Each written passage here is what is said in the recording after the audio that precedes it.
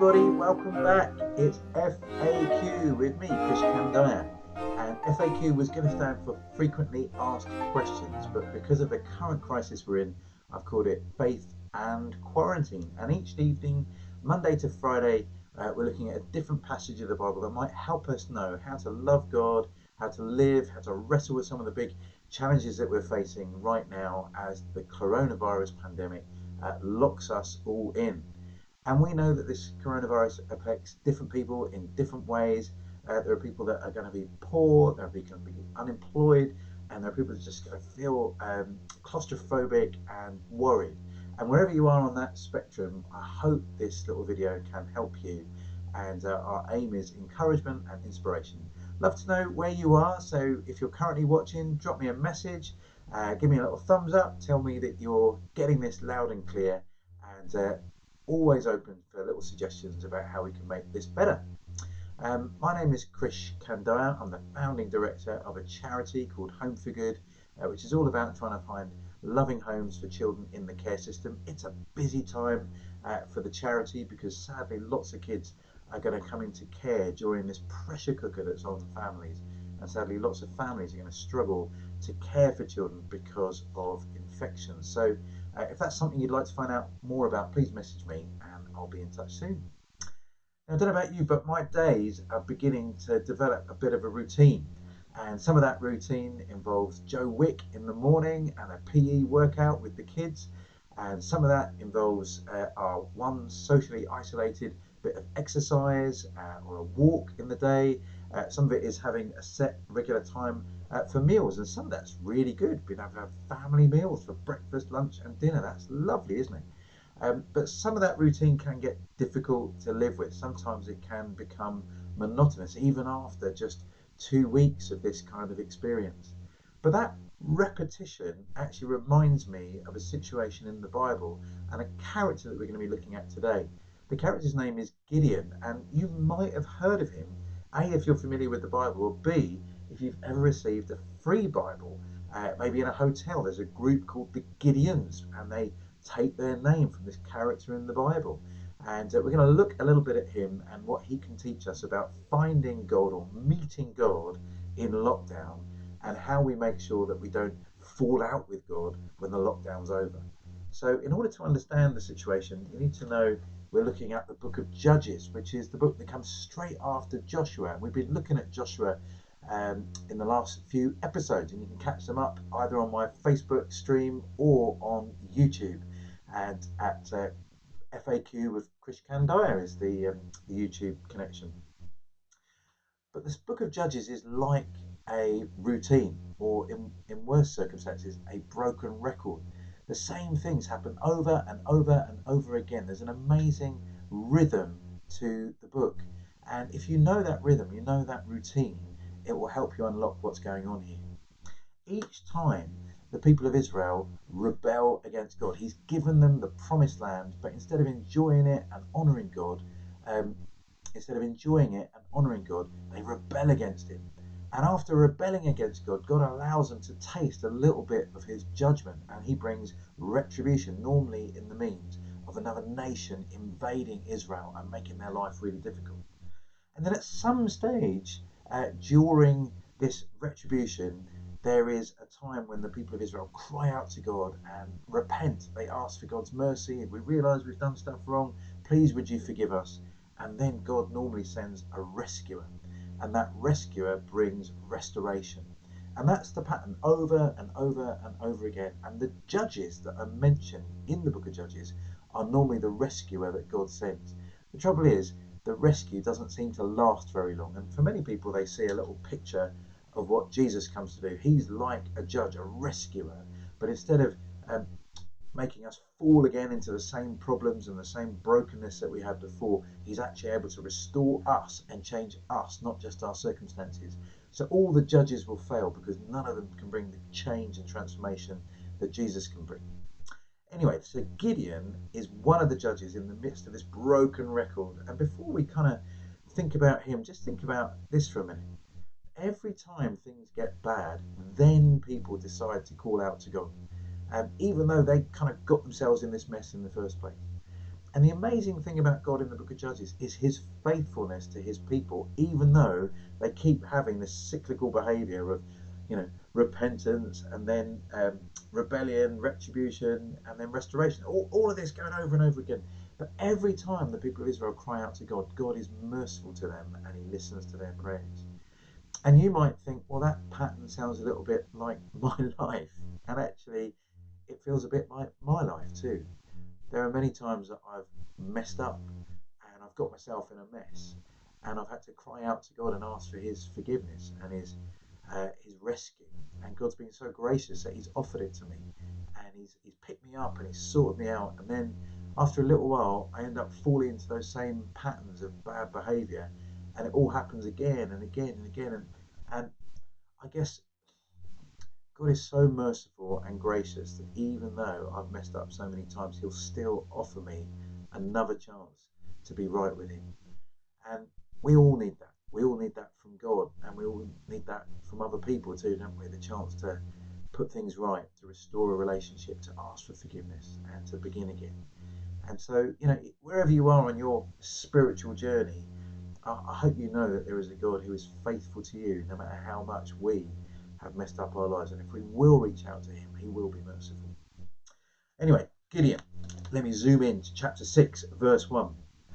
Again, the Israelites did evil in the eyes of the Lord. There it is, broken record. And for 7 years, God gave them into the hands of the Midianites. There's God's retribution. For 7 years, he allows the Midianites to have control. Because the power of Midian was so oppressive, the Israelites prepared shelters for themselves in mountain clefts, caves, and strongholds. So wait, they are hiding out from the Midianites. They are so powerful, people can't even live in their houses anymore. They have to move into caves and shelters to hide out. It's like the whole nation of Israel are in lockdown. We get the privilege of having lockdown in our houses with our broadband and our families, if we've got them, and food and refrigerators. The people of Israel had it a little bit worse. They had to live in kind of caves and clefts, trying to hide out from oppressors. Again, many parts of the world, this is still true. People living in lockdown, but under way worse circumstances. And it's in the middle of this lockdown that God hears the cry of his people. Have verse 7. When the Israelites cried to the Lord because of Midian, he sent them a prophet who said, "This is what the Lord, the God of Israel, says. I brought you up out of Egypt, out of the land of slavery. I snatched you from the power of Egypt and from the hand of all your oppressors. I drove them from before you and gave you their land. I said to you, I am the Lord your God. Do not worship the gods of the Amorites in whose land you live, but you have not listened to me." So God's reminding them of his mercy, that the only reason they get to live in this land is because of God's grace. So why are they chasing other gods who didn't give them that? Why won't they just be faithful? And then the encounter happens. Listen, verse 11. The angel of the Lord came and sat down under the oak of Ophrah that belonged to Joash the Abiezrite, where his son Gideon was threshing wheat in a winepress to keep it from the Midianites. Now, threshing wheat in a winepress, that doesn't sound right. Surely you're supposed to press wine in a winepress. Why is Gideon threshing wheat in a winepress? That's normally a kind of big area where people can kind of stand and crush the grapes. It's not brilliant for threshing wheat because you need a through draft. When you thresh wheat, you're trying to separate the wheat from the husks, and you might kind of dredge it up and then throw it up in the air, and the wind will come and the husks will blow away and the wheat will land down again. You can't really do that easily in a kind of deep pit. So what is Gideon doing? Gideon's doing what poor people do all around the world. They do the best they can in their circumstances. I once met a man from Burkina Faso that had to feed his whole family just with hedge. Bits of hedge was all he had, and so that's what he gave his family. I met another guy in South Africa who was feeding his family by making little models out of bits of Coca-Cola cans. People who are impoverished often are incredibly resourceful, do whatever they can under the circumstances. But the angel of the Lord, and actually we find out later this is God himself. Sometimes there's that weird uncertainty whether the angel of the Lord is separate to God or whether it is the Lord himself. We find out it is the Lord himself. God turns up and meets Gideon in his poverty as he's trying to feed his family. It's a really interesting little moment, isn't it? God doesn't turn up to Gideon at the temple or in his prayer time. He meets him in the daily routine of his life, even in lockdown. And maybe that will be your experience too, that in the challenging moments of just trying to keep bread on the table or keep your kids entertained or carry on doing your work, God could meet you and help you know that he is with you. And this is what God says to Gideon. When the angel of the Lord appeared to Gideon, he said, "The Lord is with you, mighty warrior." Now, I'm pretty sure Gideon didn't look much like a mighty warrior. He looked like a guy threshing wheat in a wine press. So why does God call him a mighty warrior? Well, in the book of Corinthians, it says that God calls that which isn't what he made. Oh, I'm going to get the quote wrong. God is able to make what isn't is. God is able to take things that are disregarded and unimportant in the world and make them significant and important. God is the God who calls light out of darkness. It was dark before, but because God has turned up, he's made it light. And so Gideon might not feel like much, he might not look like much, but because God has called him a mighty warrior, he is going to be a mighty warrior. I don't know if you feel that about yourself. Might not feel like much, you might not look like much, but when God speaks to you, he calls you his child. He says, if you believe in Jesus, if you put your trust in God's promises, then you are a child of God. That means you're a prince or a princess. That means you belong to the King of the universe. It means you're an heir along with Jesus. It's an incredible status, even more important than being called a warrior. But God is able to call out that which wasn't and make it real, because that's his power. But Gideon isn't just going to take that. Verse 13. "But sir," Gideon replied, "if the Lord is with us, why has all this happened to us? Where are all his wonders that our fathers told us about when they said, 'Did not the Lord bring us out of Egypt?'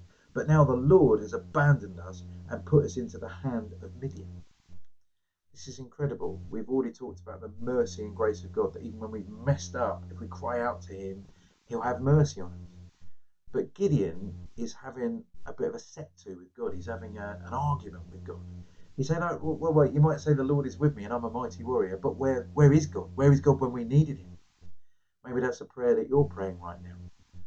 Maybe you're praying for relatives who are sick. Maybe you're praying for some of your children or your siblings who are working in the NHS or in other kind of key worker services, and you can see they're under stress and you're crying out to God to sort something out. The amazing mercy of God means he doesn't dismiss us when we raise those questions to him. He doesn't destroy us because we're insolent enough to ask him what he's doing. God is merciful and gracious and patient and allows us to have that kind of conversation with him. If you've got doubts or questions about God, it's totally okay to bring them out. This is not just a one-off. It happens all the way through the Bible.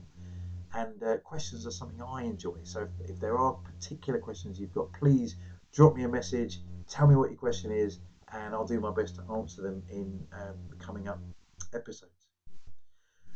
So the Lord turned to him and said, "Go in the strength you have and save Israel out of Midian's hand. Am I not sending you?" So God says, okay, look, it's true, you're not in the circumstances that you want to be, but I've got a track record of rescuing people. And remember, I sent Moses to lead the people, and Moses didn't look like much or sound like much, and didn't feel like much, and yet I was with him. I sent him, and therefore he was able to do the job. And so now I am sending you. You come as my ambassador. I'm behind you. Now you might know, if you're familiar with Latin, that the word mission means to send, missio. And Christians often talk about the mission of God. God sends his son Jesus into the world, and then Jesus sends his church into the world. And God is a sending God, and he sends this guy threshing in a wine press into the world to do a task for him. And if you know the story of Gideon, you'll know how things work out. But just look, even then, Gideon's not content with that answer from God. Verse 15. "But Lord," Gideon asked, "how can I save Israel? My clan is the weakest in Manasseh, and I am the least in my family." The Lord answered, "I will be with you, and you will strike down all the Midianites." Gideon replied, "If I now have favour in your eyes, Give me a sign that it's really you talking to me. Please do not go away until I come back and bring my offering and I set it before you. I will wait until you return. Now you might know that later in the story, Gideon is not easily convinced that God is with him, and so he asks for some more signs. He asks that God would send dew on some of the grass, but not in the place where his fleece was, or that he would do it the other way around. I mean, he really is uncertain of God's presence with him.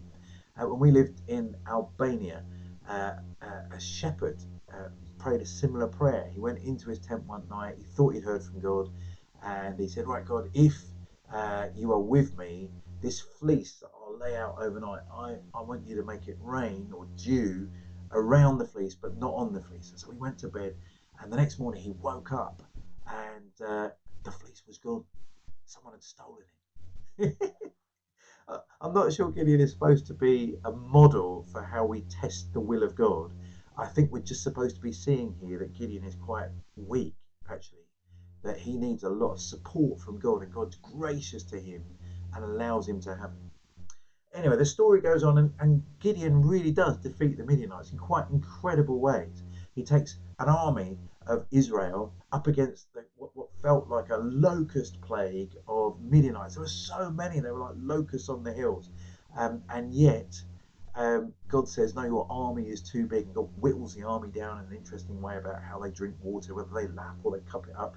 Anyway, all that's supposed to tell you is that God was going to do this victory not through Gideon's prowess or power or privilege, but God was going to do it through his power working through the weakness of Gideon. And it is an incredible story, and it's well worth reading in the rest of Judges.